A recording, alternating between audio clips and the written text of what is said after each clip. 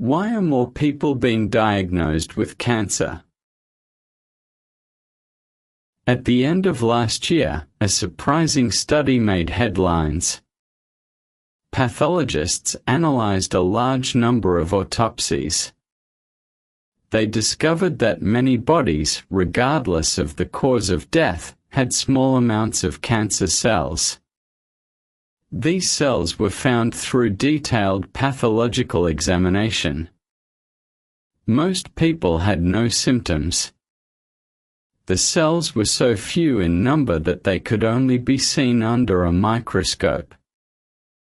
Doctors call these small traces microcarcinomas or incipient cancers. These are not fully developed tumors. In fact, they usually pose no harm. But the discovery raised questions. Does everyone have some cancer cells in their body? Does it mean we all carry the potential for cancer? The truth is, maybe not everyone has cancer cells. But we do all have something called proto-oncogenes.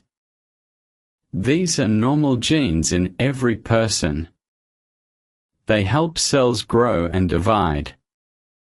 In a healthy body, they work with tumor suppressor genes to maintain balance. One group tells cells to grow. The other tells them when to stop. When this balance is broken, cancer can develop. So, cancer may not be something that comes from outside the body. It can come from changes within. Our own genes, under certain conditions, may trigger the disease. Cancer in China, a growing concern.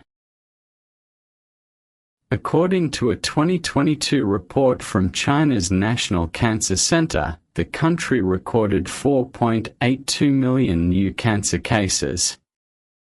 That same year, 2.57 million people died from cancer. These numbers place China at the top globally for both new cases and deaths. It's clear that cancer has become a major public health challenge in the country. But why is cancer so common in China? Experts point to three key reasons. 1. An aging population. China's population is getting older. Aging is one of the biggest risk factors for cancer. As people live longer, the number of cells in their body that may mutate also increases. So, more older people means more cancer cases. 2. Better medical technology. Modern tools allow doctors to detect cancer earlier than before. Even small tumors can now be found during routine checkups. This means more cases are diagnosed, even if some may never have caused harm. 3. Unhealthy lifestyle habits. In today's fast-paced society, many people eat unhealthy foods. Diets high in fat, sugar, and salt can increase cancer risk. At the same time, people sit more, move less, and sleep poorly. Chronic stress also affects immune health. All these factors together create an environment where cancer is more likely to develop. Why is cancer so hard to cure? Despite decades of research, cancer remains one of the top causes of death around the world. Why haven't we found a reliable cure? Why is it so difficult to treat? Doctors and scientists point to four main reasons. 1. Cancer cells mutate quickly. Cancer cells change all the time. They can adapt to treatments. This makes many drugs stop working after a while. A medicine that helps today may not work tomorrow. the cancer becomes resistant, like bacteria that resist antibiotics. 2. Cancer cells are unique. Each cancer is different. Even two people with the same type of cancer may have very different experiences. What works for one person might not work for another. That's why treatments must often be customized. 3. Cancer cells grow without limits. Normal cells can only divide a certain number of times. Cancer cells ignore this limit. They just keep growing and dividing. This makes them hard to fully destroy. Even after treatment, some cells may survive and come back. 4. Cancer cells spread to other areas. Cancer often starts in one organ. But it doesn't stay there. It can spread to nearby tissues or travel through the bloodstream to distant organs. This spreading is called metastasis. Once it happens, treatment becomes much more complex. Why do some people seem less likely to get cancer? You might know someone who smokes, drinks, and has poor habits, but has never gotten cancer. At the same time, others who live healthily may still be diagnosed. It seems unfair. Does this mean some people have a cancer-proof body?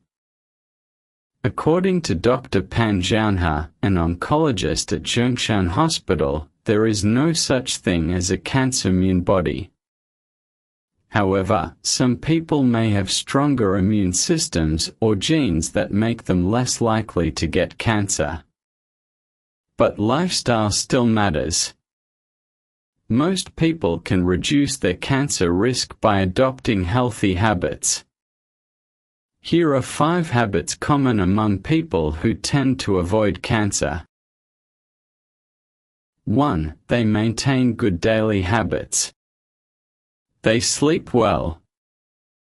They don't stay up late often. They give their bodies time to rest. A rested body works better and can fix small problems early.